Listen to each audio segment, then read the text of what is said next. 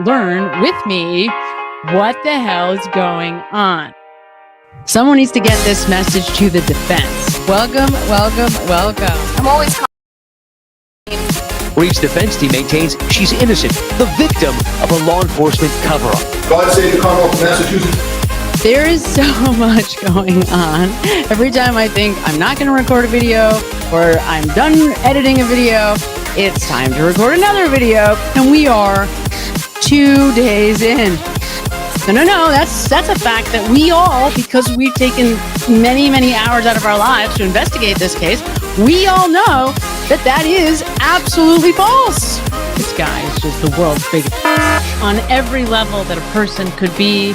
Between incompetence and stupidity, Michael Proctor wins the award for a combination of both. Just no way they could have gotten into a huge brawl in 7 minutes. It's just not possible. Who are all the powers that be? Look at the smile on his face there. Did you see that, by the way? Did you see the smile on his face in that? I didn't notice this until right now.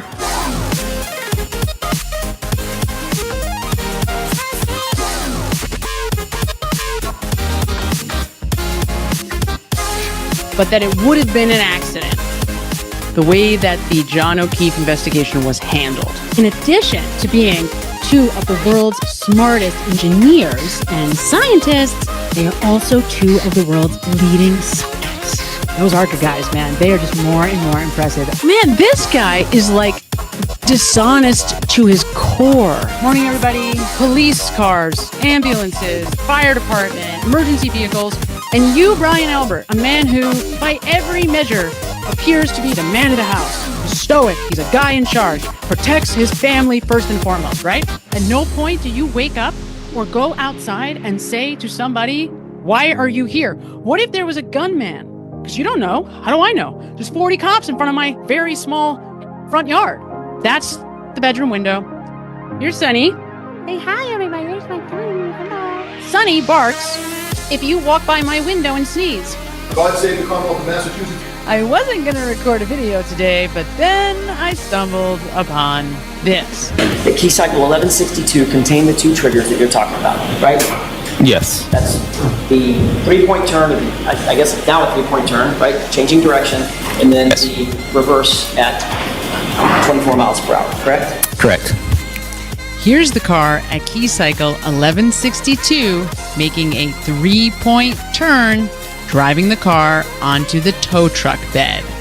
More brilliant testimony from Trooper Paul, far and away, our favorite Massachusetts state police officer. Consciousness of guilt. He comes unraveled because he's not in control. If anyone else was involved in those conversations? The district attorney. That would be Mr. Morrissey, is that correct? Yes. There you go. There's who our decision makers are from Michael At some point over the course of this case, unbelievable. Closer up. Now you're starting to see the blurs easier. You see those two blurs? Are moving around. For a while now, I've thought that Jen McCabe's behavior is a little odd. Doesn't try to get the blankets. This man that she claims on the stand that she loved so much. He was my friend who I loved so much. There is no possible way that Jen McCabe could have searched something at 2:27 and it had shown up at 6 something. Whatever timestamp was on that deleted wall file is the time that she did that search. And she deleted it. Let's make sure and pin it on this girl who I hope kills herself. That's a class act. You are a class act, Michael Proctor. Definitely someone should give you a gun and a badge. 100% sure that Karen did not do this. God save the Commonwealth of Massachusetts. Welcome, welcome, welcome. This is the I Don't Belong Here show, and I am your host, Samantha Benigno. I am a behavioral scientist, a career psychotherapist, a 6th-year PhD candidate in clinical psychology, a master's level psychologist and counselor, and I am here breaking down the Karen Reed case. Welcome. So Day 20 today, and we get a nice break, right? How nice is that? Half of us are freaked out that we're going to get a break. Like, oh, I really just want this to keep going. But I'm good. I'm good because there is so much material to go through. Like I'm serious. I spent 45 minutes today just going back through Mr. Burgess' testimony. I'll just conveniently leave out all of the lying and what should we say? Educational snafus? I don't know. Deceit, deception, ridicule, being absolutely destroyed on the stand, ruining the credibility of your entire organization. I'm surprised Aperture hasn't kicked him to the curb yet. Maybe they're waiting until after the trial. I don't know. But aside from all of that, I did go back and actually write down what he said, because the first time, it was all coming at me so fast. I really just couldn't follow it. I'm to be quite honest. I could not figure out what they were talking about. They were jumping in language, talking about, right, the airbags, and they're talking about the infotainment, using timestamps from 3 different places. None of it made sense. So I went back and actually made sense out of that. So did some of that today. My point being that in addition to watching all of what unfolded today, I've also been investigating Judge Bev, because after what happened this week, which we're going to talk about in just a minute, and I really want to hear from you guys. I want to know, what do you think? Because I know, and you probably see this too, right? All of our attorney friends who we love and who do the amazing analysis for this case, none of them want to say that a judge could be corrupt or so biased that she, is blatantly on the side of one team or the other. Nobody wants to say that, but I am not an attorney. I have no problem saying what I see. And what I am 100% clear about is that she is motioning to prosecutors, Adam Lally, and obviously Hank Brennan, on multiple occasions. We're going to take a look here in a minute at 2 that we've caught, but I am certain that there are countless. And if we were to go back and examine closely the 20 days till now in this trial and last trial, we would probably see a ton of this behavior. Because, and this is what I've been spending my time doing, I want to know who this woman is. I want to understand, is she corrupt? Is she a bad person? Like, is she just, like, is her head just permanently up her rear end? Like, what is going on with this lady? Because what she is doing is right in front of all of us. I mean, does she not understand that the world is watching her? Like, I mean, she's just stupid. Like, what is going on with this lady, right? So that is what I've been spending some of my extra time on in between everything else, trying to figure out and investigate. And so I'm going to bring some of that to you guys. I've also had many of you leaving comments, which we are trying to read every single one. And it takes a long, long time. And I'm really, really trying to hear you and honor what you guys want. And so, yeah, please, if you have questions, comments, stuff that you want me to cover or talk about or look at, I'm happy to take a look. A lot of people are talking about it. Like, what's the deal with this judge, right? And yeah, it's bad. And at one point, I want to say like a few days ago, maybe a week ago now, I went back and I was looking at some of the motions from before the first trial. So from like all through 2023 and into 2024.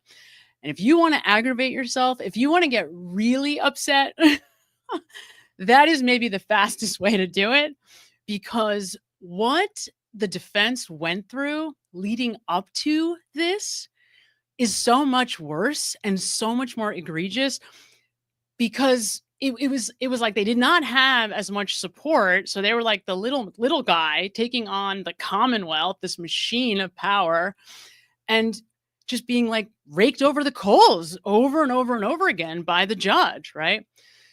So I don't want to rehash all that now, but my point is that it is such a consistent pattern of overwhelming support for the Commonwealth and crapping all over the defense that you would have to really be nuts not to see some of it, right? Like you'd have to be blind not to at least see that it's not quite fair, right? Something's a little off. So I've been looking into that to try to figure out what is going on with this lady, right? Because this is just, it's it's insane, you guys. This trial is insane. Okay, it's insane. It's insane. So I don't know if you guys saw. Did anybody see, or did everybody see the looks to Hank? Yes. So I'm gonna play 2 right now. And if you have other examples that you know of, you gotta let me know, because these 2 were the most blatant that I could find. But again, now that we're kind of all like savvy to it, I think it's quite possible that you're going to start to see more and more of these clips. And I will also tell you that, have you noticed that over the last 2 days, seriously, there's no question, today and yesterday, her behavior has been a little different. Have you noticed? A little different. Like she's like a little bit more neutral. Like, oh, like a little bit kinder to Alessi, like a little bit nicer, right? And you're like, what the fuck? What is going on with this woman? So somebody must have called her after what we all saw 2 days ago. Somebody must have phoned her up and said, yeah, you might want to knock off the blatant motioning to Hank, because yeah, it's all over the internet and it's probably not a great look, right? Question, do you think maybe Michael Morrissey is watching and maybe he called her up and said, not a great look for us, dear, you might want to just knock that off because everybody's watching? I don't know, just a thought. So I don't know if you guys see it, but it's crazy. It's so crazy. Maybe that's right. Yes. Maybe she is. Maybe she is excited for a 4-day break. It's so funny, right? Because the one thing you can count on from Judge Bev is that she's going to find a way to cut the defense off to make sure that they get a break in for the jury, right? She's going to time it just right so that the defense is the one that is the most inconvenienced and inappropriately kind of screwed over her need to make for there to be a break. It's just, oh man, it's really frustrating. It really, really is. So I want to play this, and then I'm going to answer your questions, and my sister's going to join us. We got a lot to do, but I just want to make sure we're all on the same page and show you guys the faces, like the little, nudge that we've seen over the last week or so. And now you'll see as soon as it comes on. So let me see if I can figure out how to do this. Here we go. All right. So there was the first one. Wait, it's really, really fast. And thanks to Microdots for this video. Okay. See, there's the first one. So you can't hear it because I took the sound off. But as soon as she does that, Hank objects. Objection. And then she smiles. Right, so I took the sound away. You won't be able to hear it here. That's the first one. The second one was during the sham of a ARCA voir dire, where Hank Brennan motions to her like nothing to see here, and she immediately reacts. And this one is tricky. You have to pay really close attention to see it, but I actually caught this one in real time. Right. So, yeah, I don't know what to make of those looks. What are we supposed to make of those looks? Right. What are we supposed to think? Is that normal? Has anybody else? You tell me, have you ever heard or seen a judge behave such a way with, the prosecutors, it's craziness. So, I mean, what do you guys think? Right. Because it's nuts. It really is nuts. Let's see here. I'm getting used to the chat stuff. So you gotta, be patient with me. Here we go. Hi. Okay. And this Tamara Combs says, "Oh, I remember when Hanky shakes his head at Bev. That was so messed up." How messed up was it though? Right? It was so messed up. It was so messed up. I saw it in real time and almost had a panic attack. It's completely disgusting. I totally agree with you, James. It is completely disgusting. Completely disgusting. We're going to bring my sister in. Sister, are you here? Can you hear me? Let's see. Okay, we're going to bring in my sister too. And then we're going to wait. See? Oh, there she is. Okay. Hello. Hi, sis. Did you see those clips? Have you seen these clips of Judge Bev? Oh yes, I've seen the clips. I've seen the clips. I've seen the clips. I don't even know what to say. I really don't. I mean, but when it comes to Judge Bev, it's crazy. Yeah, it really is. It really is. And there's so much more. I mean, even us talking before, there's so much more that I don't even know. I don't even want to know. I'm like, enough is enough already with all this. You know what I mean? And hello, everybody. Hello. Yeah. Thanks for letting me. Yes. Thanks my for thoughts and feelings being with your sissy. It has been quite the trial, quite the past couple weeks. Oh man, right?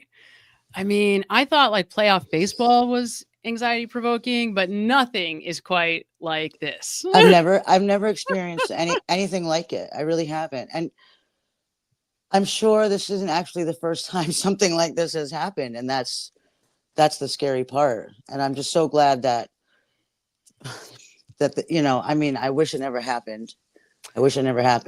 John seems like the coolest person by far involved in this entire case. I know. John totally seemed like such a cool guy. John makes me like the police. I know. So it really, yeah.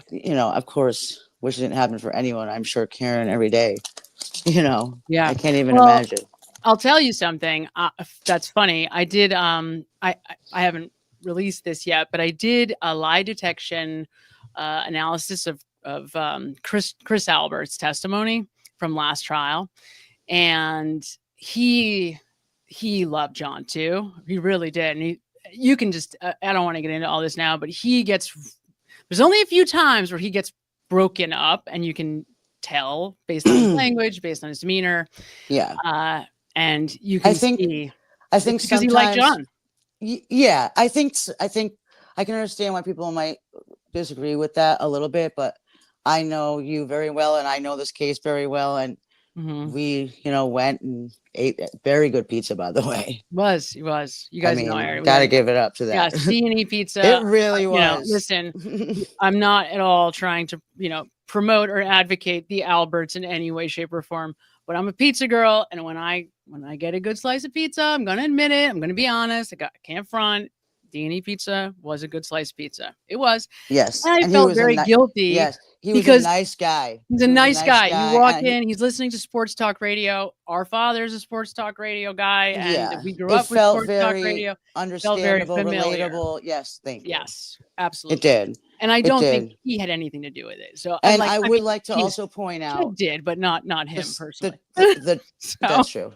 That's true. The justice is his offspring, but I don't actually think he was there. I don't actually think he did anything. Oh, Colin, don't even get me started on that. No, we're not going to get started on that. No, I can't. I didn't mean to go down this road. No. But I think I'm so glad that, I've read pretty much every single one of the comments, and, it's amazing. Thank you so much for supporting this amazing sister that I have. I've been blessed with. Oh, thanks, sissy. The best. Nice. I understand, it's so awesome to see the support, and I've just really loved reading all these comments. And one of the the amazing things is everybody, so many, I mean, it seems like, all right, everyone seems to have a pretty clear understanding Of what for happened. the most part. You know, we weren't there, but it seems that this evidence and this, you know, two now, month after month after month long trials, day after day, with this, you know, all these dozens and dozens of witnesses and all this stuff. And it's just insane. It's just insane that like everyone can see it. It's so clear. They have showed us the crime. Oh, These for people, sure. I'm telling you, they walk around their town like at this point, looking over their shoulder. Yeah. Yeah. I And got that, the craziest feeling, like you said before, like we went and we ate the pizza, and before we went, they weren't quite open, and so my Right. sister, the door happened to be open, and we walked by, and there stands Chris Albert, and he's talking to someone, and at that moment, I knew she was like, I will sit on this bench. We are eating this. We are not leaving this town until we eat this pizza. Jackie like keeps going. She like I acts know. like we're going somewhere else. I'm like, what do you mean? We're going in. We're getting pizza. I'm like, are you guys open? He's like, not yet. I'm like, I expected like some And kid to be there, but I no, know, it was Chris right? Albert. So then we're like putting it together, at least for me, like I had been to the waterfall prior. I had been to 34 Fairview, but I like didn't even realize that oh my God, what can you like remind me of the name of this place? I'm like losing Which my one? You talking mind. about D&E? Is that what No, you're talking about? CF McCarthy's? CF McCarthy's. Yeah, Oh I didn't my know God. they See, were I next can't door. remember.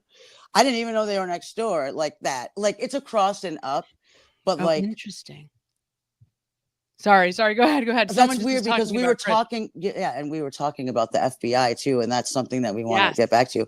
But anyways, so we went into CF McCarthy's, and well, when we asked Chris, and he said we're open in 30 minutes, we went right next door, and we got some French fries, which were really amazing too, which were also very good.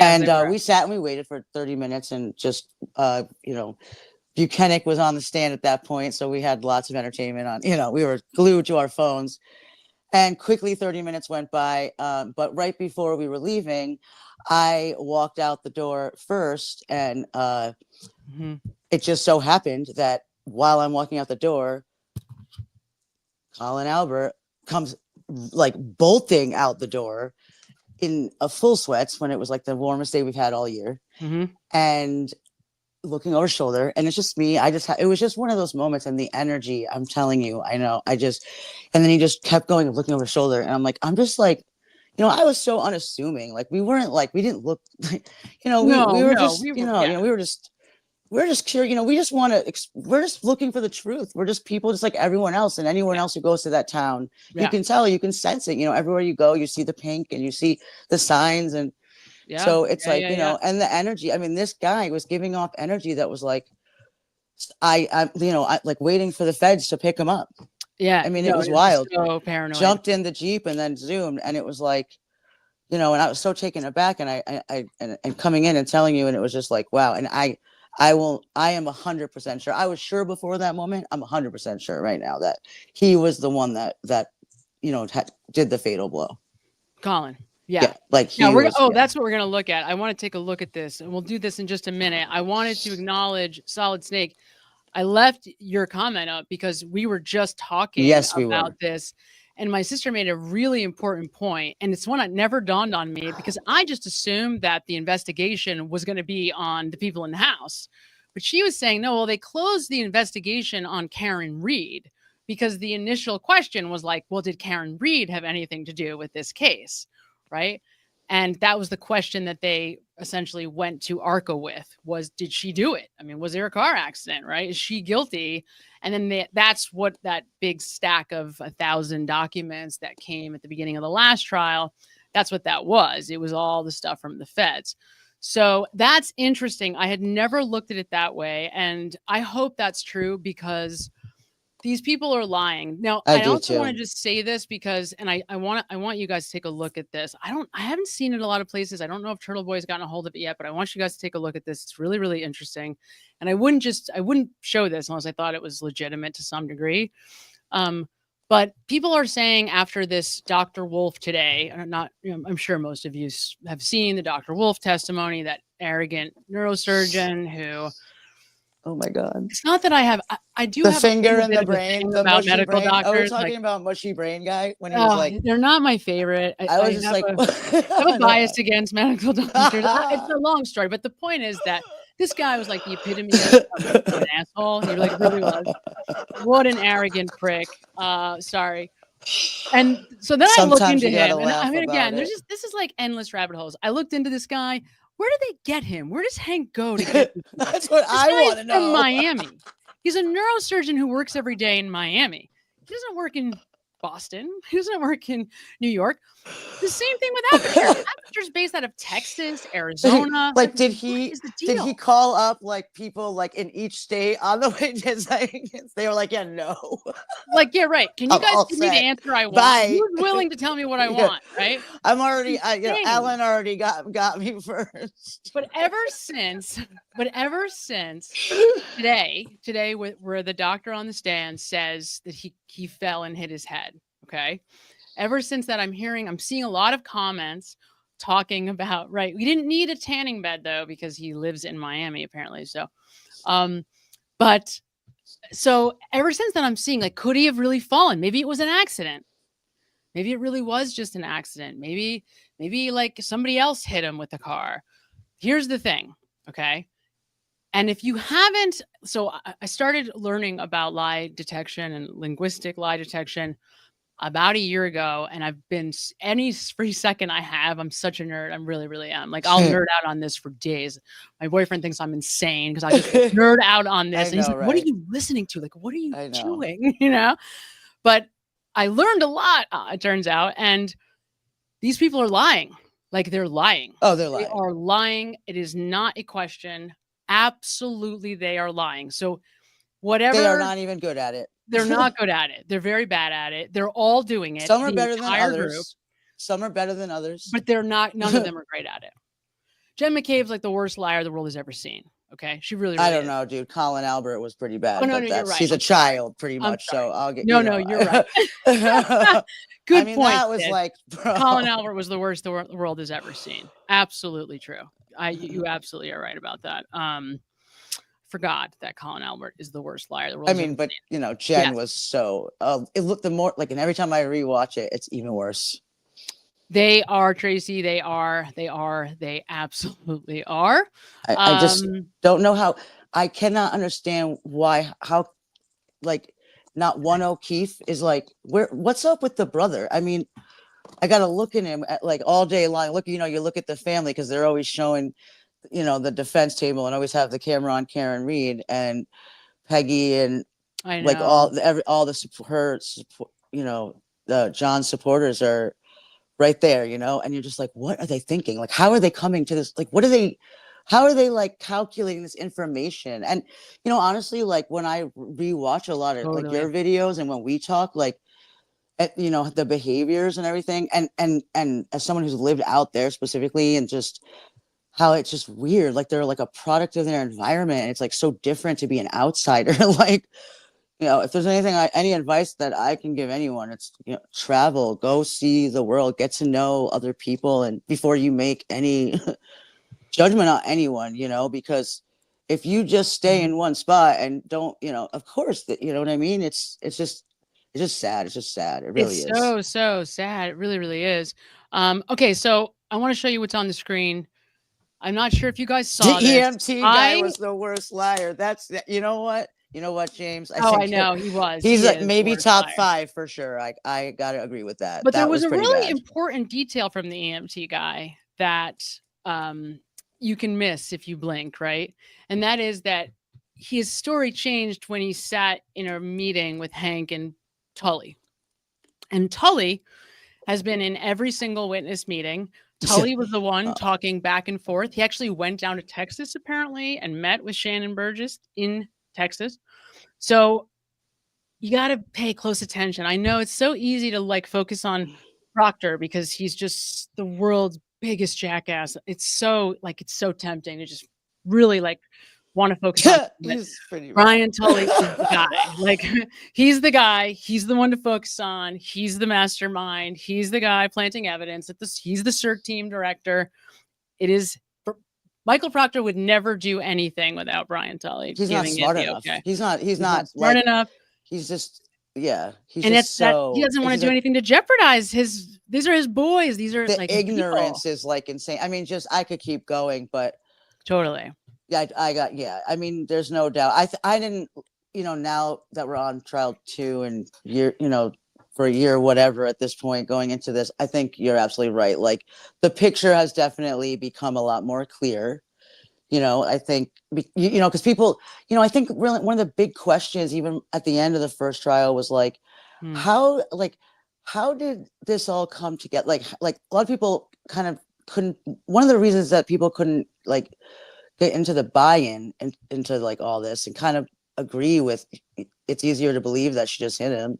Yeah. Is because they couldn't connect the dots. Like, there was just pieces missing, and everyone just always thought like it was a frame job. Like the whole world got together and ganged up. It's like, no.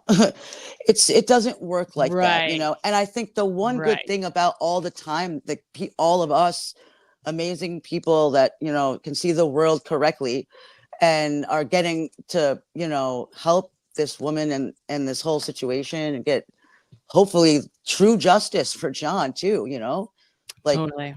I promise that I will never like stop being a part of this until this woman is completely cleared and these people have been exposed. Totally. So thank you so much, Patricia DeBrow. She sends $4.99, says Brian A. not coming out of the house is what sealed the deal for me. Me too, Patricia. Yep. That was the thing. A year ago, my sister said, Sam, check out this case. I went home, did the whole deep dive down the rabbit hole. And the very first thing I said, and then when we went and saw the house, because it looks small. Oh my God. And you can kind of sense that it's a small front yard, but when you are standing in front of 34 Fairview, you have to go there. And you realize how small it is.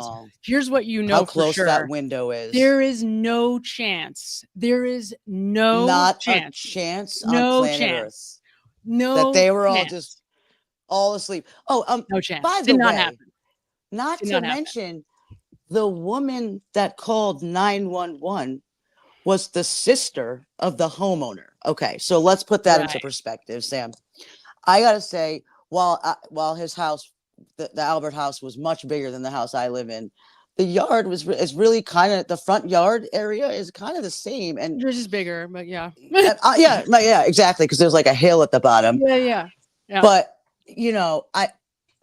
if I pull up and I find a dead body on your lawn, I would go to your door before I went to the dead body. I mean, that's the absurd part too. It's totally. I don't absurd. even that right there. It's like, it's absurd. And they're so close. I mean, and isn't this whole thing about family? I mean, it's like, come on. I mean, to me, it's like this. That's why it was like it all seemed like the rationale of I'm still to this day like trying to get someone to convince me that I'm wrong. Well, that's what Alan Jackson, that was actually one of the key moments on Alan Jackson's cross with Jen, this testimony, this trial. He grills her on that. He's like, you didn't think the fastest way to get medical assistance to John was to go into the house. Right. That was the highlight of the trial so far. It was like one of the great moments of all excuse time. me, Boston's finest. You got right. I mean, like and that's what he says, and then she keeps saying, "I was just thinking about John," and it's like, okay, Jen. The man, isn't that what she called him? Okay. There's a man. The man, a man is passed out, and yeah, I know she's the worst. So this is an interesting question. Do you think maybe he was beat up for arms so he couldn't be seen? So I wrestle with this. There's a lot of unanswered questions for me, and a couple of them.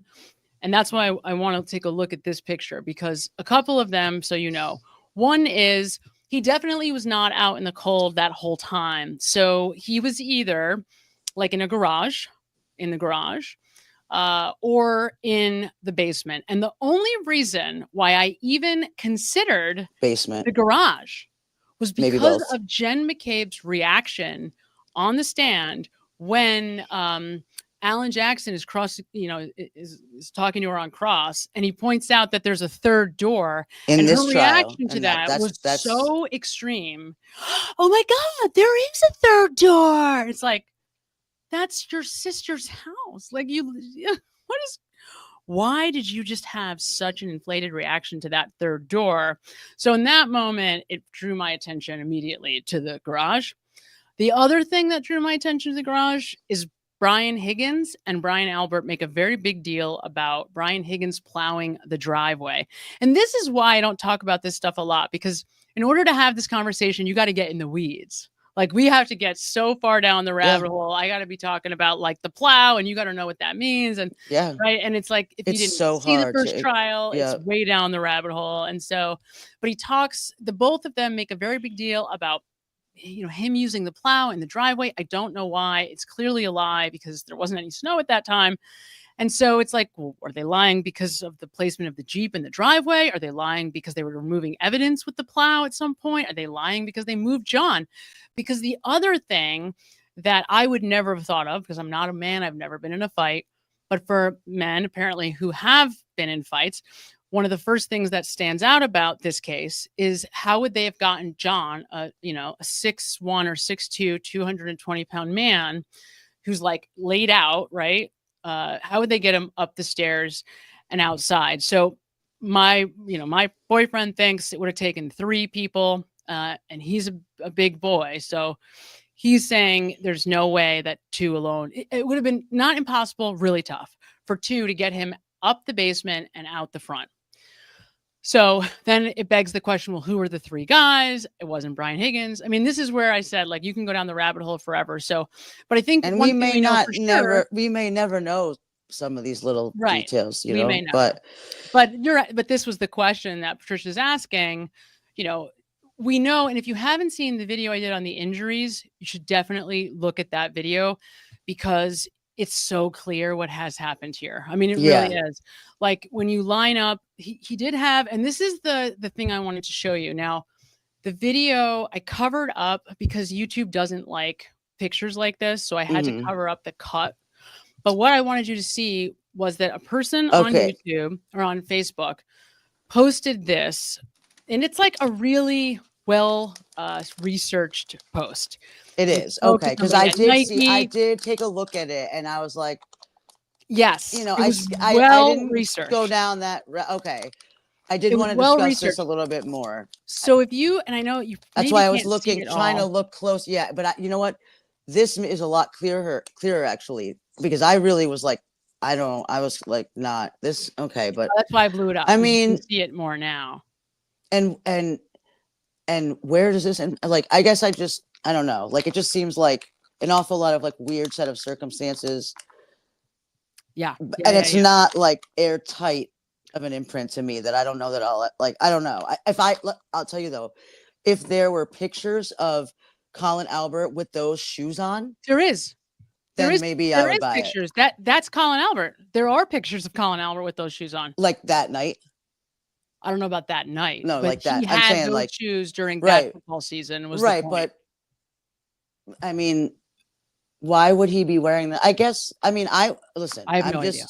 I'm just at this point. I don't. It's like, it's almost like you just can't even believe that. Like, is that really like what it's going to come down to? Like, so that's why I like to make sure like you kind of question every aspect of it. But no, but I'm not look carefully at this picture. It does look a lot more. I see this is a little bit more clear. So I do see there's this imprint. I do. Right? Yeah, I definitely. And you look at the top of the sneaker.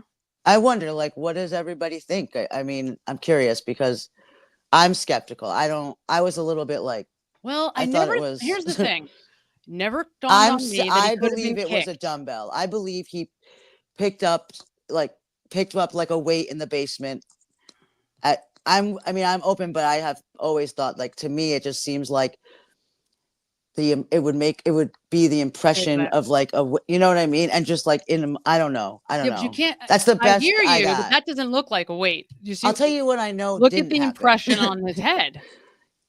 I do see it, but there is an impression on his head, and I hate that we're talking about him like this. I'm just saying, like, there is actually markings there. And so it does give us a clue as to what it could be. Now, maybe it could have been a weight, but it would I have guess to the have more had that markings. I'm looking at, you know what, Sam? The more that I'm looking at it, I actually like it looks exactly like that. You can see there's like these three. Oh man, I wish I could like. Okay, so on the top one, Can I make that bigger? to the left, you can see like on the shoe. I'm sorry. Yeah. There's like these three little like half moon circles going like they look like C's, and they're almost like very similarly imprinted like up on the top part if you look close.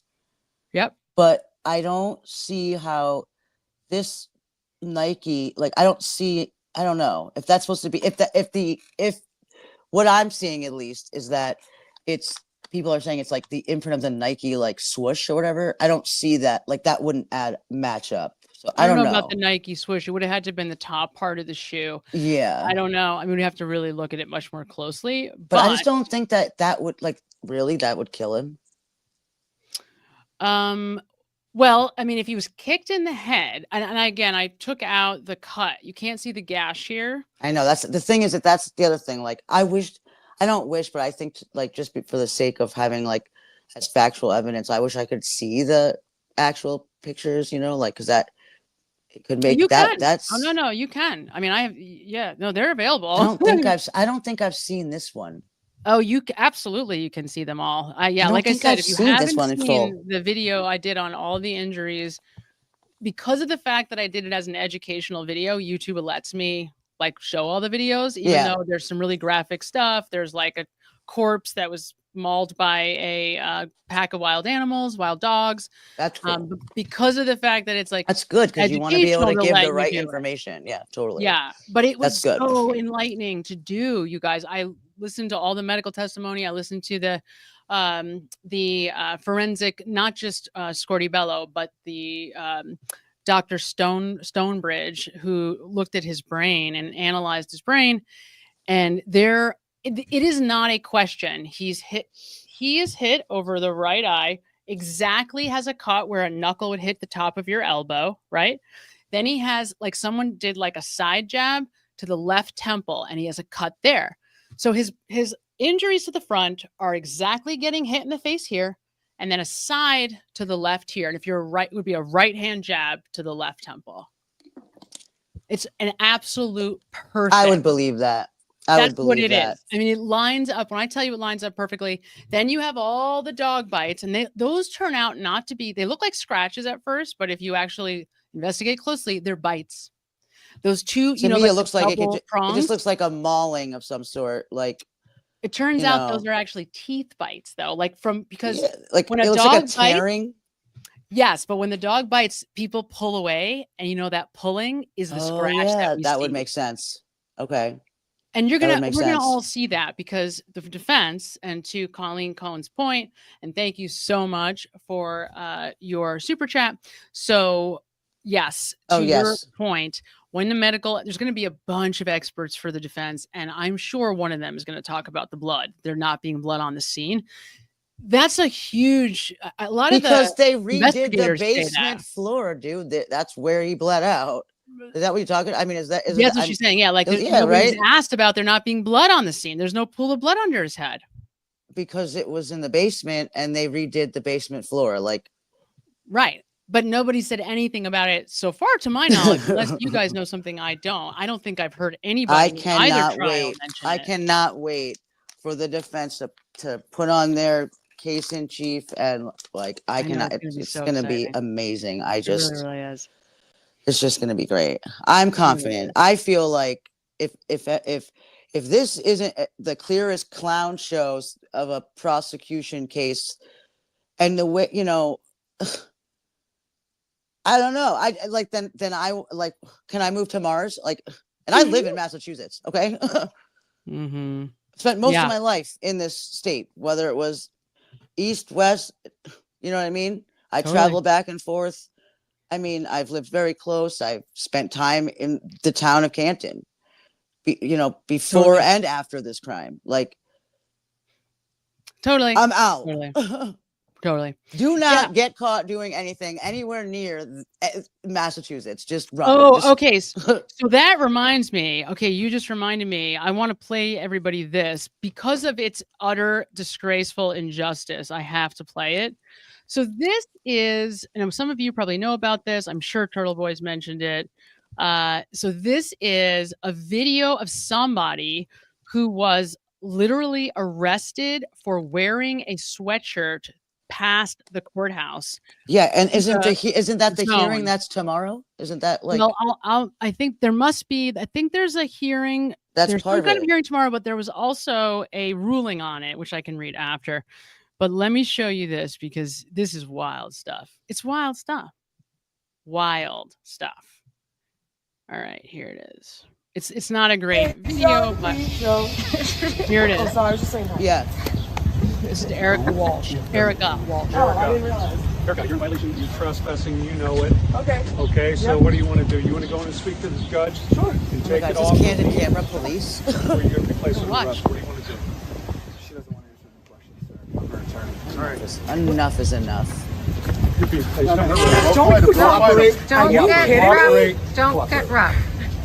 Cooperate and don't get double. Double. I saw the pictures, the stills of the back of the shirt, but I didn't see the actual video. Trespassing. Is this real? Where's Yeah, it's real. This is where's Erica like Walsh. Yep. Yeah. where's Ashton? We got you, Kutcher? girl. I mean, We come got on, ya. dude. This is a joke. No, I mean this is the MSP, guys. This is the Massachusetts State Police. This is what these guys are. This is the culture of the Massachusetts State Police. You know, they made Proctor the fall guy, but Proctor was a fall guy. That's just because he's Not not a smart man. He was a fall guy. I mean, think about it. He didn't I don't care. I don't care. To his bosses. Totally fine. I have nothing illegal on For his bosses. All right, I want to set him here on the floor. Unbelievable. This goes on. I mean, this goes on for another minute. It's insane, you guys. He's ultimately arrested. The judge lets her go. So I don't know what the hearing is tomorrow because the judge ruled that she would I not think that it's like violate the order. so there's example. Okay, I heard a little bit. It's they're using like there's 3 examples that they're using. Like in the hearing, I don't want to speak too much. I don't know if anybody knows much more about it, but I would like to. I just there's so much information taking in, and just lots. Sure. It's hard to know everything, but I would really like to know more about that. But I think that there is one of them. So it was like they each represent a right of of our First Amendment. They're trying to say that like Yeah, well, there's 3 people. freedom of bringing the speech or charges. whatever. But I think so there's like examples of it, but I don't know. I mean, I don't know all that stuff, so anyone could explain this better. It might Well, there's a probably whole be better thing. I at mean, that, but I'm sure there's plenty of lawyers that can read you, the full affidavits and the judge's ruling on this. But the judge ultimately ruled on Erica Walsh and 2 other people who were also brought in front of the judge for similar like violations, some more egregious than this. And he ruled that none of them were in violation of the order. Okay. So I think what you're talking about is actually a hearing about the actual order itself. Okay. Is my guess. That would make sense. That's my guess. Yeah. I just know like, vaguely, I hope that, it's just, it's Just crazy how that guy grabbed her. It's like, I mean, physically, like you saw him, like and like somebody had what to for stop what? him Wait, from doing that. I'm sorry. It looks like she was just walking by. She was. And that's walking really by. scary because as somebody who's been out there and, like, I want to support her. I have no problem. I don't want to have to hide, and it was funny because when we just went out there last, like we both were like, at this point with the trial going on, like, and when I did go there the last time before that, and I was sort of like really knowingly sportive, trying to put show who I'm, backing here. Yeah. I felt like I wish I didn't have it on. I wish I wanted to run and change. So, and then we went back and we were like, we're going to be neutral. Like, we got to make sure we're, Yeah. and then, so it's, you got a because it's target on your scary. back. You do. It's scary. It's scary. It's like, Yeah. it's very close to home too, but it's, it doesn't matter. It's just very scary. Well, and you realize, right? Like even when we were down in Canton and we talked about how we went to D&E and CF McCarthy's and saw Chris Albert, they definitely were side-eyeing us. That wasn't paranoia. Yeah. They were side-eyeing us. Yeah. Who are these two chicks running around? Why do they want to come into my shop? Like, you know, there's somebody kind of I keeping an eye definitely on felt us. like we were. Yes, I felt like For sure. For sure. Yeah. And it makes sense. Nothing right? There's a crazy, reason but just why like Colin yeah. Albert is like is what's shady their in and motive? out. You just don't know. And I think the fact that we were neutral, and it did, Saved there our wasn't. butts. Yeah. Oh my God, yeah. We I would wouldn't not have have been able gone to in. I wouldn't have walked into there. No, exactly. So I'm not going we to were fight able. with them. Yeah, we were able to. It's better to go with discretion, but don't get me wrong. I mean, my favorite part was about going there was right a block from the courthouse. This amazing woman with this giant sign that says the feds hired ARCA, and I'm just like, we're both just like, this is great. There was, and it's like, that was pretty and awesome. people are like, and she's like, and not only that, but people are asking like, what does this mean? And she's explaining it, spreading the word. I'm like, yeah. So just to be that's clear so about amazing. that, So walking up and down silently was just a tall lady with a very big sign that said huge, big black sign with white letters, just huge standing sign. right in like this intersection. Right outside, pretty busy outside traffic. of where the buffer zone was buffer at the zone time. is. Yeah, right on the other side of the buffer zone where they can't get her.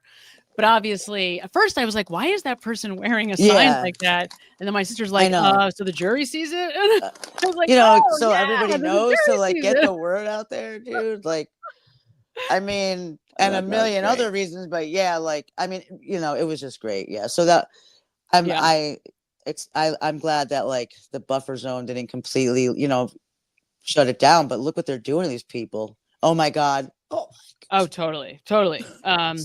This is great. So I'm gonna ask you guys, oh my God, what your questions are if you have them, because the thing in my mind this last week, in addition to everything else that's going on in the case actively, is Judge Bev, and what is the deal with this woman who is so blatantly signaling the prosecutor's office in this case, who is literally telling Lally and Hank when to object, who is literally signaling right in front of us, who Hank Brennan is signaling to right in front of us.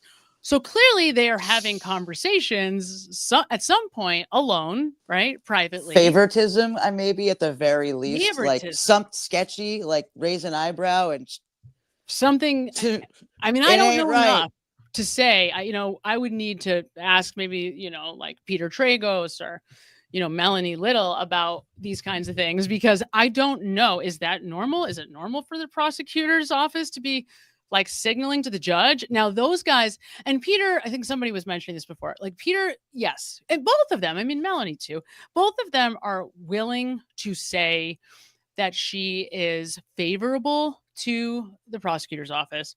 But I think the attorneys generally, even Bettero, who is like my favorite person in the world, they don't want to say that she's corrupt, right? Nobody wants to say that about a judge. No attorney wants to think that about a judge, which I can imagine, right? Think about it.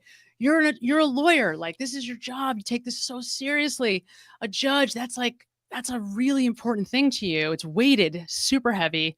So I imagine having to like put corruption and a judge together in your mind is just almost impossible. But it's not impossible what for are me. The chances that but like how, I guess really, I don't know, is really out of all, like there's a trillion judges and this is the one that landed on this. Like, come on, like really? Right. Well, that's another point entirely. I mean, but I do believe it. But I will say I do believe it. That's why people don't want to believe it. It doesn't have to be a conspiracy. It can just be, some of it is just,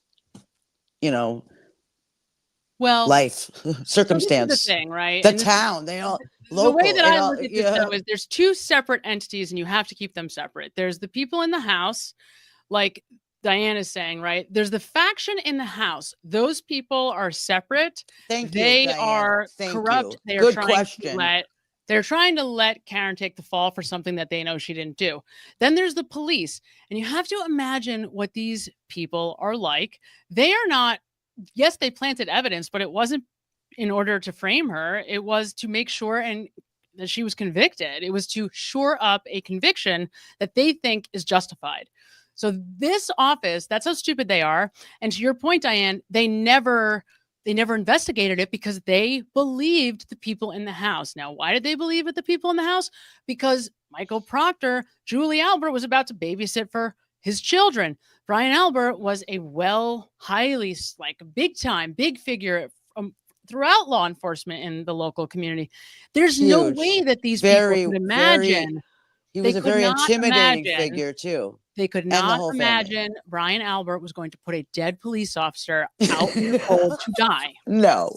There was no world where Buchanan thinks that Brian Albert killed None.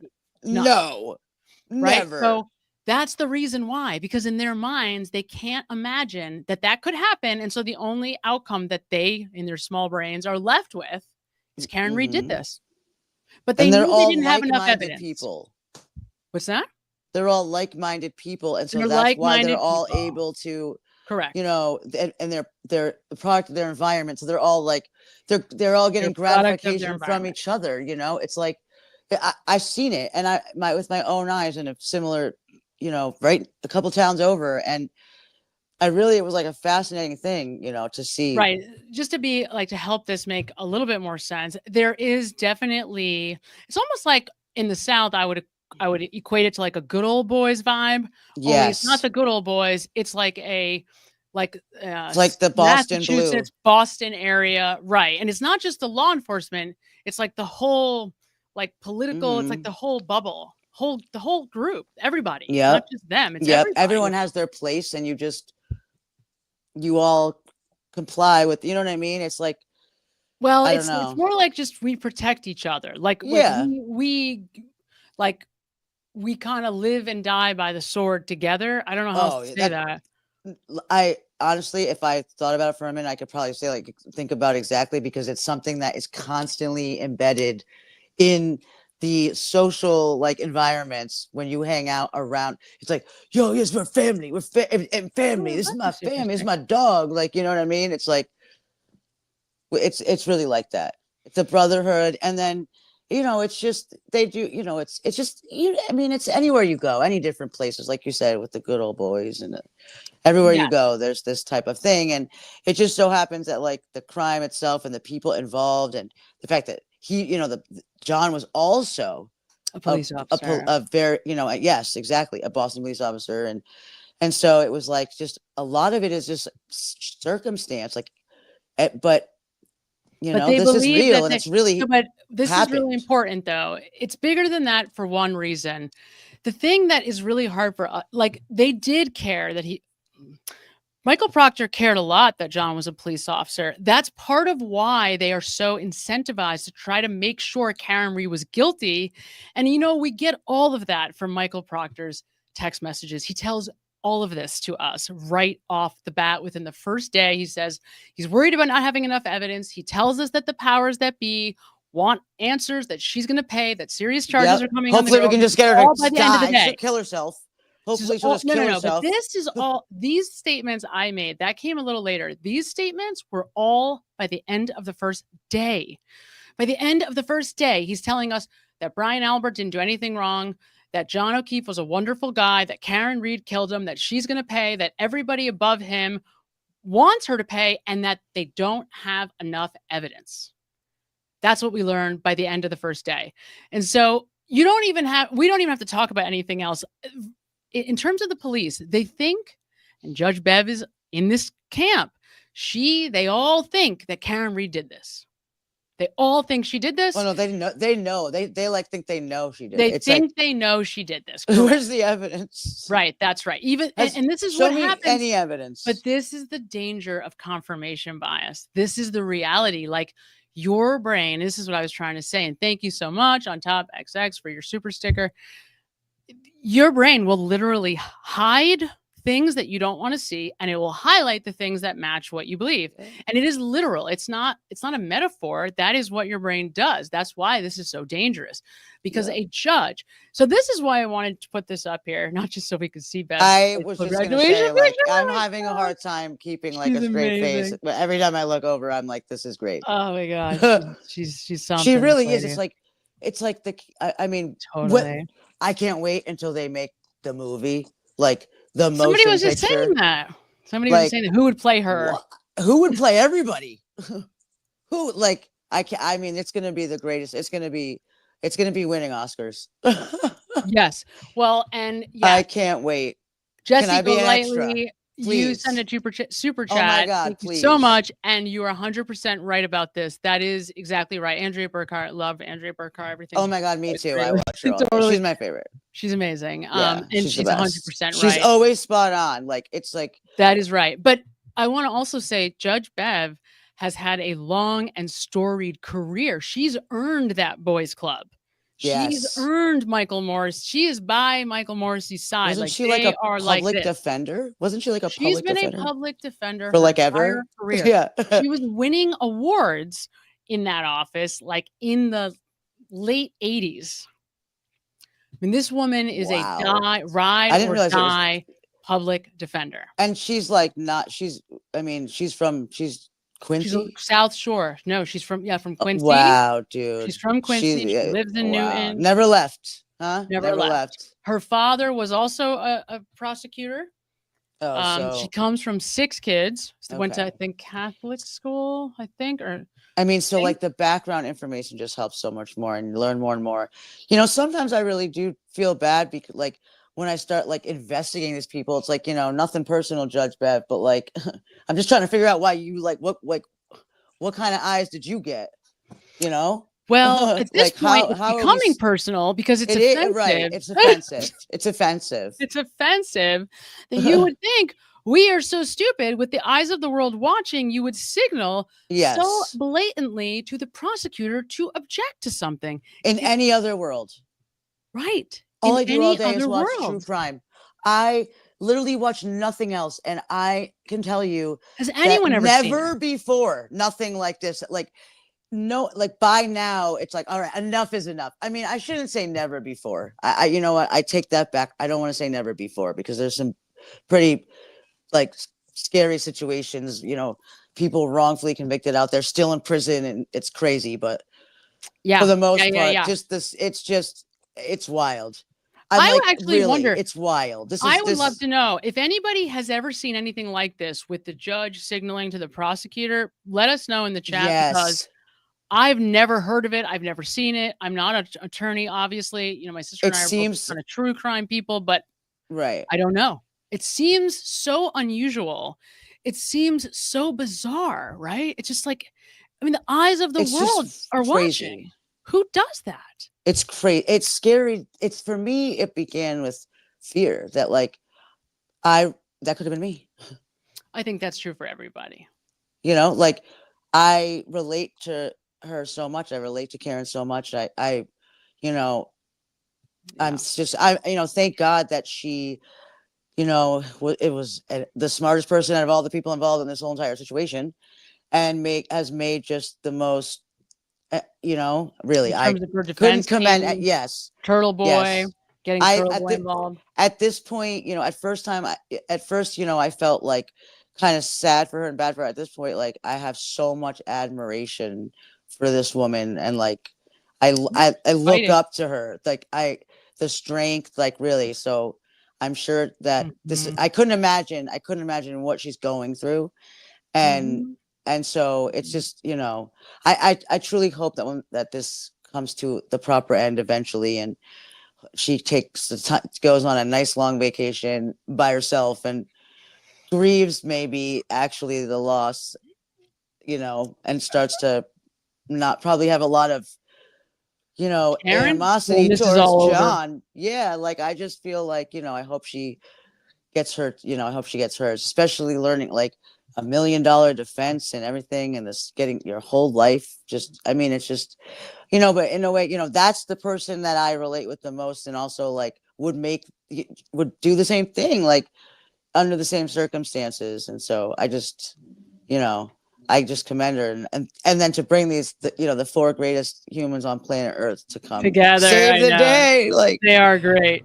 Let's see. I don't want to say anything like that. Yeah, I don't want to jinx it. But Montana Lil says, regardless, Karen came from a normal, non-dysfunctional family. John didn't. Karen was helping John separate from that dysfunction, including helping John get the kids away from Peg, and Peg hated her for it. You know, I think there's probably something to that. I think it's very obvious that Peg and Karen never had a relationship. I mean, that probably goes without saying. Probably everyone can see that, right? Yes. And the thing about this, now, I know that with Hank's clips, and we talked about this before, and whether those are going to end up being damaging to Karen, I think there's a chance that they could be. While I don't personally think that they should be, I do think that they could be because of the way he's trying to use them. But one of the things about the clip where she says, looks like he got hit by a car, when Peg, leans over the aisle and says to her that morning at the house at One Meadows, looks like he got hit by a car. Looks like he got hit by a car. The thing about that, because Peg, of course, said she didn't say that. But which is ridiculous. Which is ridiculous because she does admit that a few hours before it lines up with when she was driving with. When she's driving with Carrie Roberts to the hospital, Karen calls into the car on Bluetooth, Karen's talking, and Peg jumps down her throat and says, "Why did you leave him at a party? How could you have left him there?" Right. And she's like, "He's a grown-up. What do you mean, how could I have left him there?" Right. You just left him there? We already have that indicator that she's like that, right? And then as soon as she gets to the hospital, say that. She's like, "What is she doing here?" It's like, what? Right. It's just, regardless whether you like each other or not, your son liked her a lot. I know. And I know. Obviously, you really think she's trying to, the murder too, to me, is like, honestly, I won't even discuss it. Like, I don't even want to talk about it because it's insulting. I know. It is insulting. Well, that's the thing that always comes up for me. Now, maybe just because it's the psychologist in me, but that's what comes up for me. Wouldn't you want, if this is your child, wouldn't it even cross your mind for a minute that what would my son want? Would my son want me? Even you if would hope. You did kill him, would your son want you to be treating her this way? On accident, because of course she would never. Someone has to pay. But it's like, well, what would John want though? Would John really want this? That's the other thing with Paul. She actually bailed Paul out of trouble in the past. Like, I can't get past the Paul thing. Like, why does this by now? This guy really believes this. He's still on this boat. Where is John's dad? Come on, he's Paul, there. wake up. So John's dad is often, you know this probably. He's often sitting there. He's not been there recently. I actually haven't. I've heard that he believes that. I've heard that he does not think she did it. I've heard that. I don't know. That's speculation. If anyone actually knows more on that, I'd really love to know more about that. That's funny because there's other people in the chat saying that too. Samantha's saying, I've heard his dad is on Karen's side. Yeah. Oh, is that true that he's ill? It makes sense that he'd be ill. Okay. Can you imagine what these people have been through? I know. Can you imagine? Oh my god. Oh my god. Oh your no, daughter, I can't. No. And you lose her husband immediately after. Then a few years later, you lose your son. This is. It is horrible. And I think about that all the time when I when I look at Peg or think like, of course, this poor woman, but like at the same time, does that give her an excuse to oversee, to just be so blind or to not, I don't get it. To be honest, I don't even have the words on that because it is the one thing I cannot wrap my head around is that there is not, is there anyone out there with the last name O'Keefe that is living on planet Earth? Does anybody know that? Because I would like to know. And where is that person? Yeah. And speak up. Is there a way, these other, is there a way for you to open their eyes somehow to it's just about the truth. We're not, I'm not picking sides. I'm standing up for the truth. Yes, but this is the whole point, right? My whole point is that once you make a decision and it's a decision, it's impossible. Like I said, your brain will hide information from you. The reason why Hank wants Arca out is not just because of their credibility. It's because to the people that believe that Karen did this, they can't reconcile ARCA. They can't understand how this group of credible scientists could possibly stand up for Karen. So in their minds, they have to find, they must be in cahoots. Like, right. so Well, that's let's why find the Hank, evidence. Let's find the there evidence. must be right? something isn't on the up and up. So that's Only why one side's Hank went bringing on that real mission. evidence.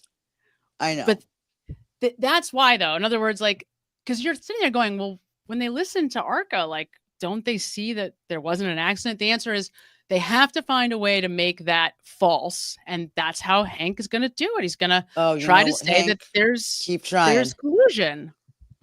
It's crazy. Yeah, I that's know. funny. I know. That's funny. Sarah Sally sends $5 and says, now, what if Proctor decides to use this as his mega culpa moment? I know.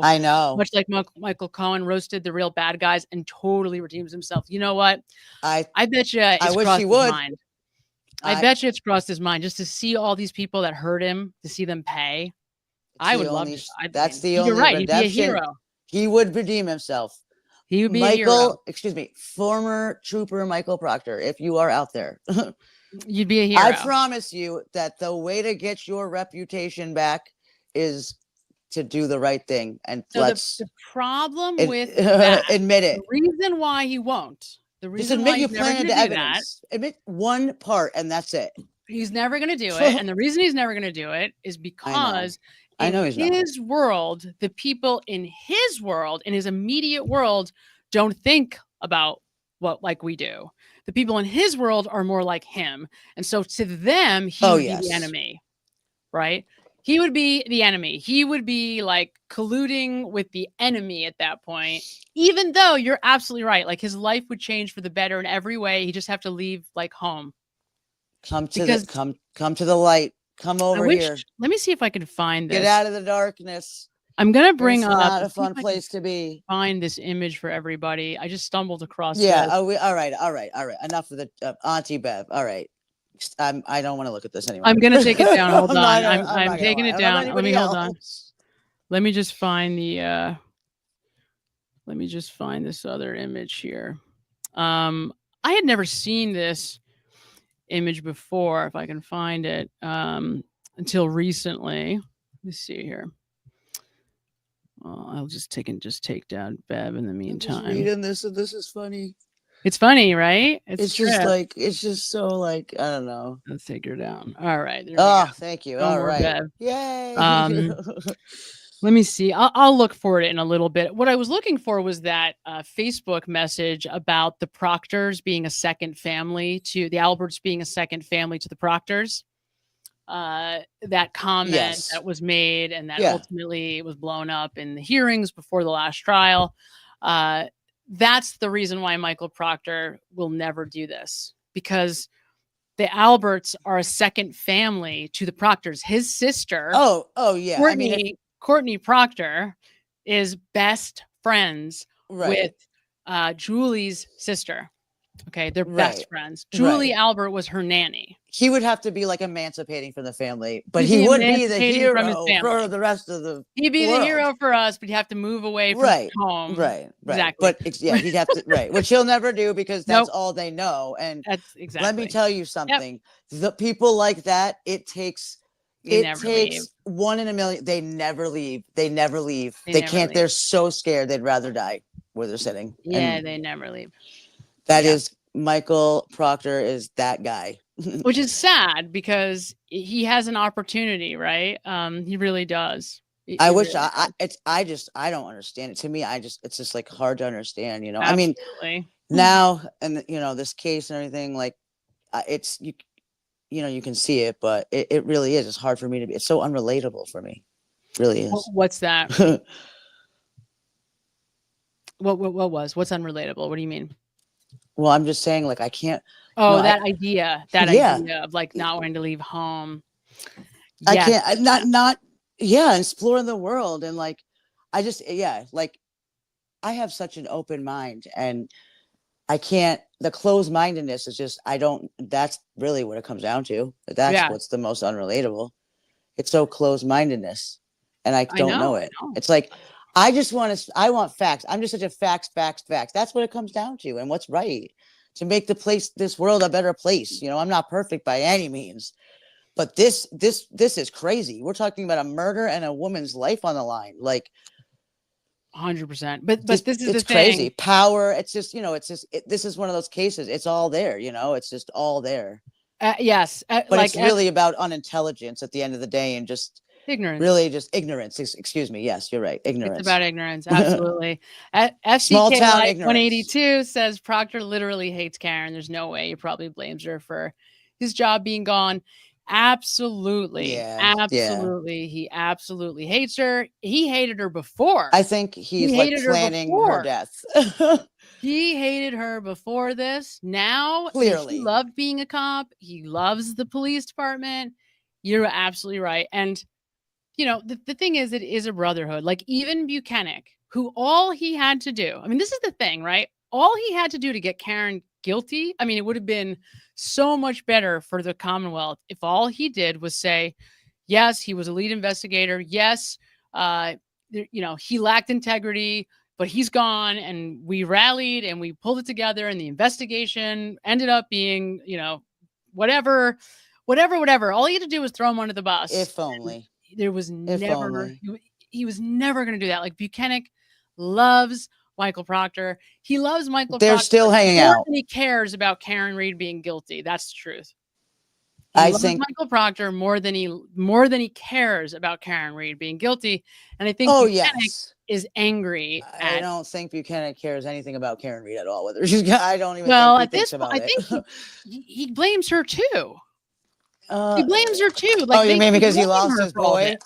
Yes. Because of his boy? Oh, okay. Well, everything, not just that. I mean, she blew up everything.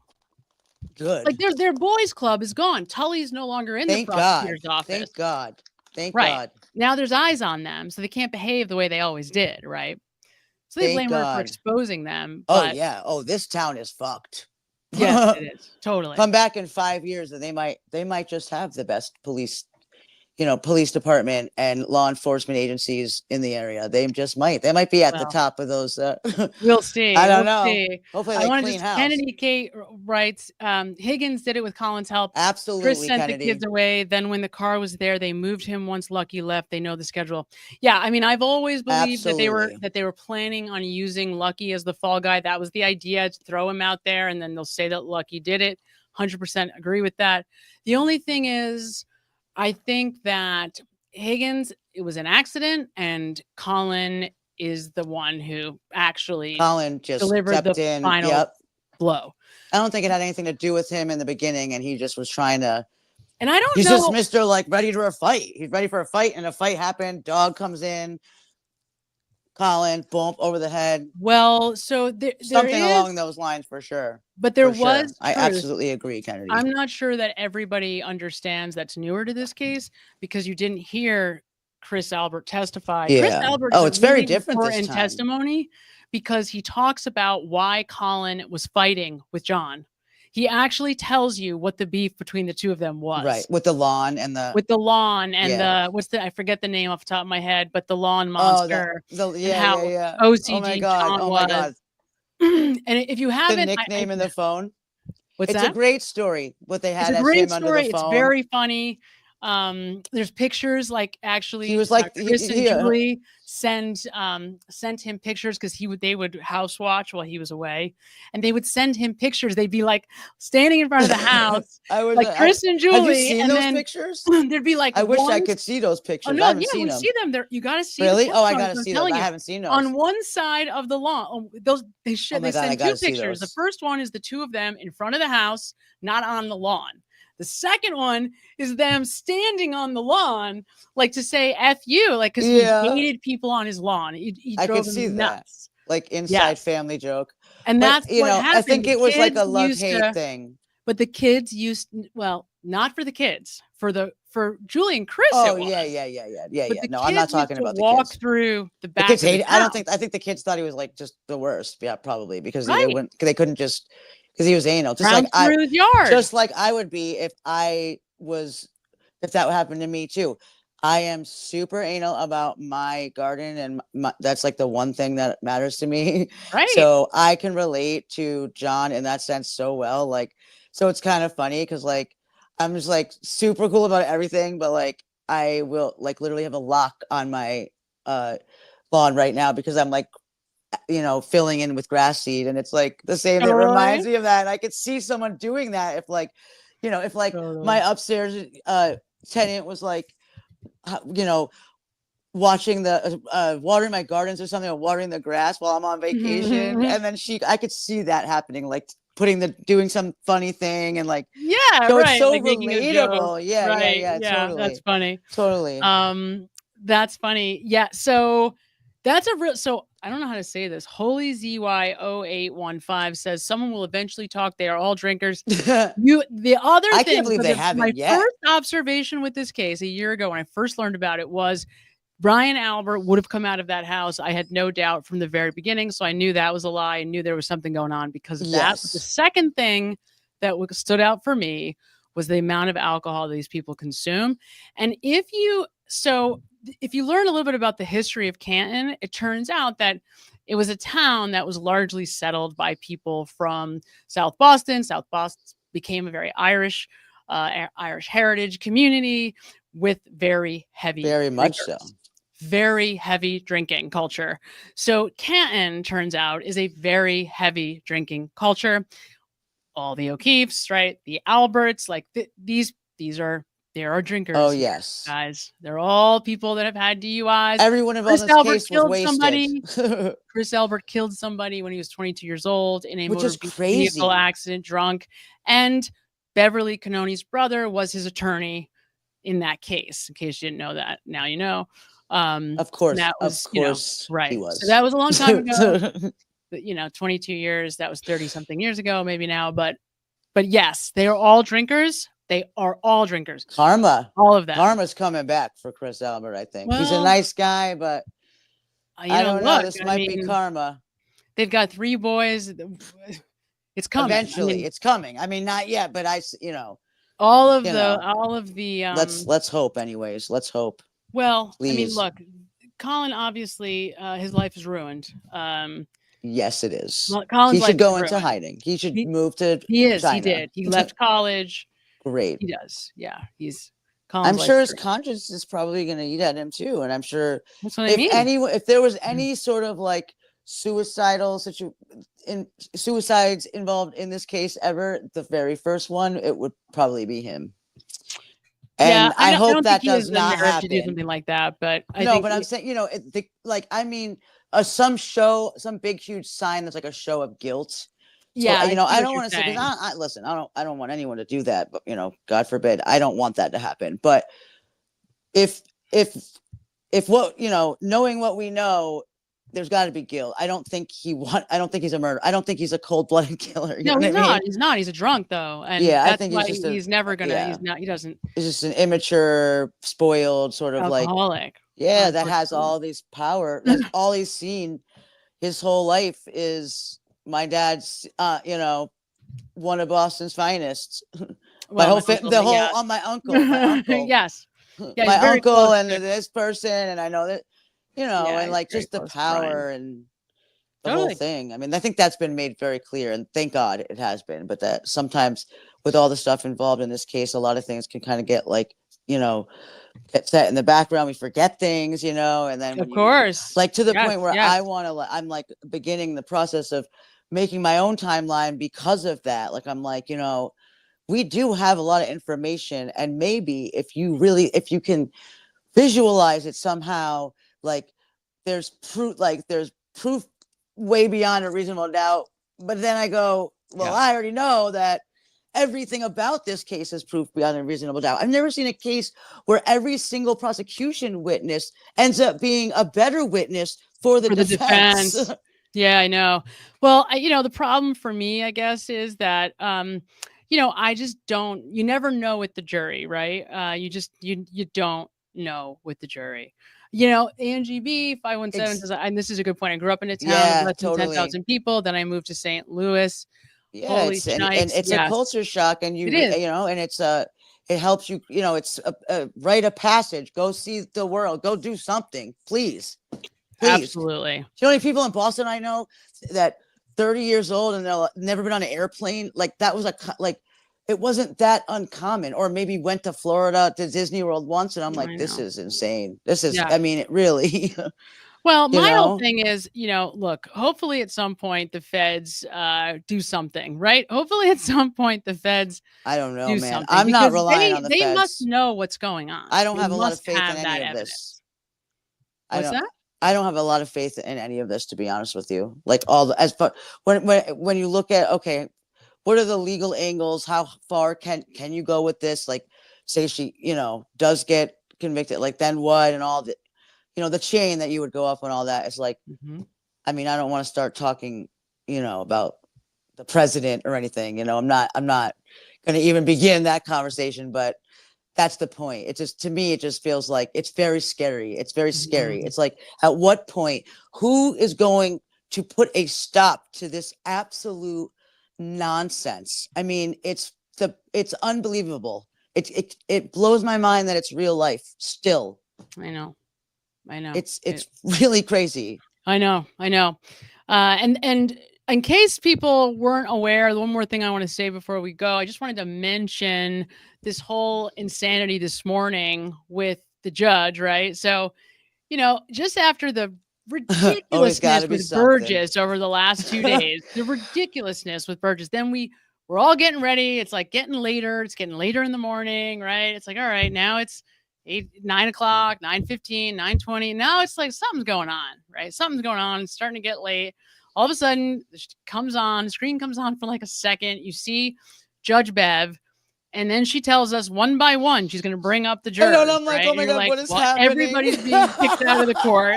It's like all of us immediately assumed there was jury tampering going on, because of course there is, right? Yeah, I'm like, oh yeah, of course. God forbid. Of course.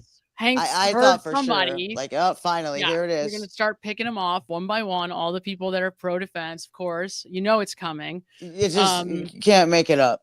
I know, you can't make it up. And you know it's coming. I mean, it's coming. There's just, you can expect that. They will find a way, one way or another, but to try anyway. But then she comes back, all 18 stay. So nobody goes anywhere. That was so nice to hear. But at the end of the day, and then there were like some rumors, but at the end of the day, I want to say it was Sue O'Connell who reported that what happened after, because I think I have the breakdown of this. I'm not going to show it here, but I have the breakdown of who's made it into the which reporters have made it into the courtroom. There's a percentage list and breakdown of who's made it now week after week. Yes, that's wild. Fascinating, really interesting, because clearly this is not random. Obviously, we all know it's not random. Obviously, they are selecting who they want. I've seen them all in there, though. Like, I mean, yeah, Sue O'Connell's always in there, and she does a great job of keeping us updated on Twitter. She does a good job. Because I wanted to see, I wish we could see the jury, you know, because I just want to know. And she really, that's my favorite part about like breaks. I'm like, okay, what is she saying? So I'm always looking forward to, you know, hoping that she's in the courthouse. Yes, she does a great job. She does a great job, and she reported that. Well, I think. Do I have it here? Maybe I'll just play it so we can see what she said. Brian J sends $4.99. Thank you so much for your support. Let's see. All right, I got it. Here we go. Here's Sue. Let's see what she's saying. 15 jurors were still present in the jury box, but 2 had swapped seats. Oh, that's right. Now, one of those jurors, well, I've actually seen him giggling with 2 others during sidebars on 2 separate occasions. And shortly after those giggle attacks, the judge specifically advised jurors not to make faces or mutter during testimony. But I want to be perfectly clear here. They are all paying attention, very close attention, even during the technical testimony. And the majority of them, they take notes reliably.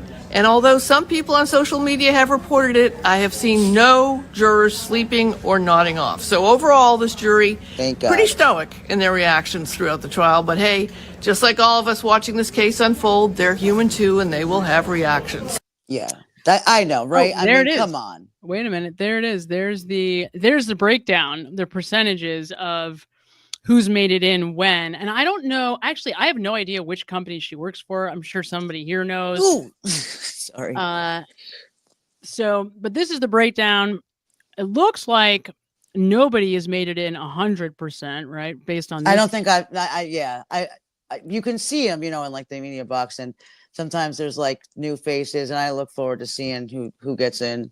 But she's usually in there. I think. Yeah, maybe she's been there. She has to be like a very high percentage. Maybe she's missed like a handful of days. Maybe. Do anybody know who she works for? Oh yeah, I do. She did. Oh my god. Mm-hmm. I'm sorry. I haven't lived out there for a I'm while. It's so Boston something. No, yeah. I do. I know. I just can't think of it right now. Is it? I don't know. See. I don't know. I have no idea. I wouldn't. I mean, I could guess, but I'd be guessing completely. No idea. NBC. It's got to be NBC. Okay. It's got to be, right? I think. Maybe I'm wrong. I don't know, but I really have no idea. It's NBC. I don't know. I don't know. I'm but sure somebody knows. That's the breakdown as of now to who is making it into the courtroom.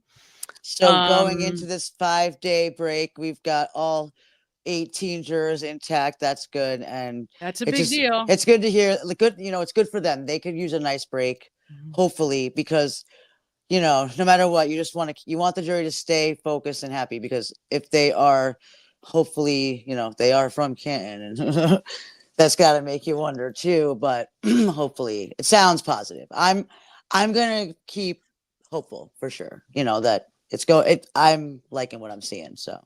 Absolutely. I think it's gone as best as it could with the strategy that Hank had. Hank threw at them. Absolutely. Because he had a much more clear strategy. I think his strategy is going to backfire.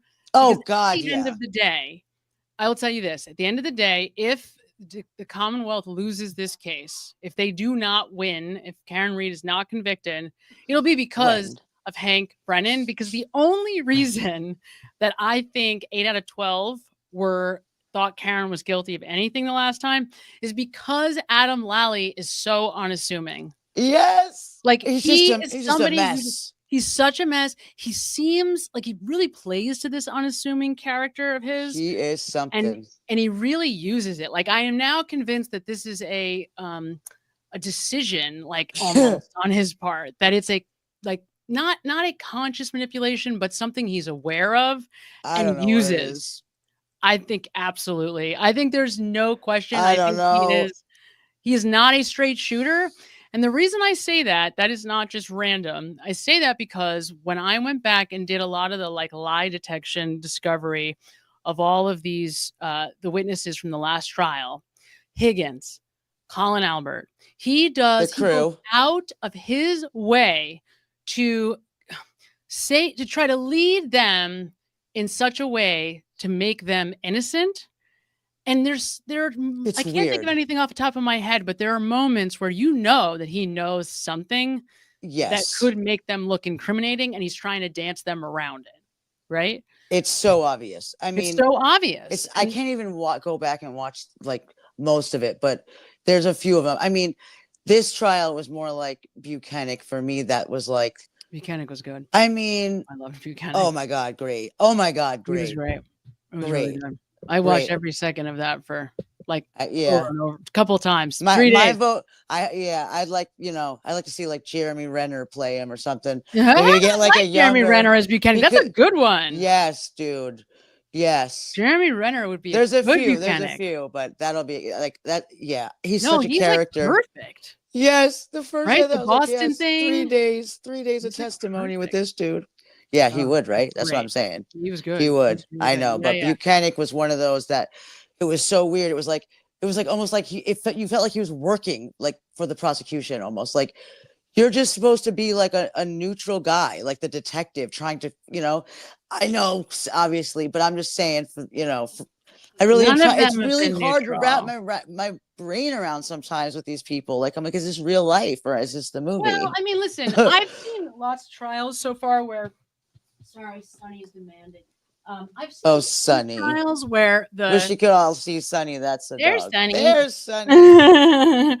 Hi, Sonny. Say hi, there's Jackie. Say hi. Dee, dee, dee. Honey. That dog is something. I know she is. She's anyway. I remember. No, okay. So yeah. So this is the thing though, right? Like with Lally, I think the jurors, like he just threw everything out them. Everything. He threw everybody and everything. What else? He put up everybody. He put up Colin, he put up Allie, Julie, everybody. Nicole, Brian, Higgins. I mean, all of them are out there. So the point where it was like, look, I'm just going to hang everything out. Yeah. And hope something sticks. Decide. Yeah. And you know what? It almost worked. It worked. 8 out of 12. It worked. And I hope that when this is over and Hank loses, that Lally kind of holds his hand up high a little bit in a way, you know? I'm kind of like, you know, it's hard for me to talk like that because that was it. These people really, you know, like I don't like these. I do not like these people, and I don't want to spend any time with people like that ever. I know. However, Lally, in the end, you know, I think he did the best he could. I mean, he's not like the special prosecutor. Hank doesn't even work. He's getting paid just for this case. He doesn't even work for the PA's office. I think they did that for a number of reasons, but one was to try to make it look like more impartial. Which is ridiculous. Absurd, but okay. because it just looks worse. But Nubblecracker, that was the name of the. Oh, that was the name of the name in the Vaughn John's monster. phone. Thank you, stealth power. He's like, stay off my lawn. I have a video of it somewhere. I'm not going to. What is that? Nubblecracker. Nubblecracker. He's like, he's like a cartoon character, and he's like this really like a grumpy old man cartoon character who's yelling at children to get off the lawn. Yeah. And that's what he was in Julie's phone. John was in Julie Albert's phone that way. That is so great. That is and you can see that they had like a playful drinking buddy kind of dynamic going on. The story's tragic, right? I mean, I was just going to say the same same thing. It really is. It really is, because it's really tragic. I don't think these people, I don't think there's any cold-blooded murderers involved in this. No. And I think that, like, I hope, I mean, I'm not hopeful, but I wish that, you know, the O'Keefe family, sometimes justice isn't like someone else's life has to be totally destroyed. Like, sometimes justice is finding the truth and then, you know, doing what's right and accepting it, and then living in his memory, doing the best you can to, like, have his memory to live on. I mean, and all one love. I don't think I think everybody involved in this, they all liked him. I mean, absolutely. They all kind of, they knew him. I mean, I don't think they were like, I don't think it was like anything crazy. I think at the end of the day, the motive, like, you know, the motive wasn't really is weak because the motive wasn't for murder. Right. The motive was never to murder him. So I think a lot of not times from people, the start, certainly. Yes. Yeah, no, from the start. He ended up being killed. Yeah. Because sometimes that's a risk that people should know they're taking when they partake in a fist fight. Well, First of all, the thing though, and this is something that Scott really made me stop and think about, and I think it's a really interesting point. I just want to mention this. Alan Werner mentioned steroids for Colin. I would say that's if I'm a betting person, I'd put money on that for sure. Yep, There's absolutely. no question about that. He's Definitely. that kind of kid, 100%. I wouldn't I wouldn't put it past any of these people if I'm thinking about this, right? Maybe not now, but back in the day, certainly Brian Albert. He was on the boxing team, right? All that, but the police boxing team. But this is the thing, okay? It's one thing to somebody gets into a fight and there's an accident and whatever, but to not take the step of like calling that in, to make the conscious decision that you're going to let this man die. But right? the circumstances of who they were, there was no way who are they calling themselves? Well, that's the their point. Reputation. It's like it couldn't have been just that though. It could not have been just that, because on their reputations alone, Brian Albert could have just said it was self-defense. On his reputation alone, he would have gotten out of it. That's true. Could not have just been true. Both of them. That's Brian Higgins true. was an ATF agent with a whole family of firefighters. You're right, but would he really like think like that though? Yes. Yep. Because he's kind of taking the least slack at the end of the day. To be honest, no matter what unfolds, I don't think Brian Albert is ever going to like get like convicted of any sort of crime related to this. I don't think he will. If anyone does, it's going to be Higgins and Colin Albert. I don't know. Maybe Jen McCabe for like her like direct like being like, you know, the quarterback of the team. Like, I don't know. I just don't know. But I would think I will tell you that nothing happens in Brian Albert's home without Brian Albert knowing about it. So if there's a dead police officer on his front lawn and his nephew and his friend who was over, they knew. Drinks, and they his were dog, hiding in the closet. So he would definitely be part of all of this. He would be a co-conspirator of some kind if charges were to come. But because of who he is, I don't think that they would. I just feel like that's but I guess in a way, like even under all these circumstances, you're talking about like the feds. Yeah, I just think if they go down, if they were to do that now, like the feds, they're all going to. I hope so. I don't know. I don't know. That happens. You think all four of them are? It's just an embedded crime, and they're embedded into it. Correct. Unless somehow someone they take the blame, and Colin somehow flips. But yeah. I mean. Yeah, you're right. Flips. But the thing is this. You're right. I mean, I hope so. I mean, I certainly hope so. I want to make that clear. The only reason that Brian Albert, I've thought about this so long and so hard. To me, there's only one reason that Brian Albert would. I just don't think that he would risk his reputation and murder someone because of that. It had to have been to protect somebody else that he cared a lot about.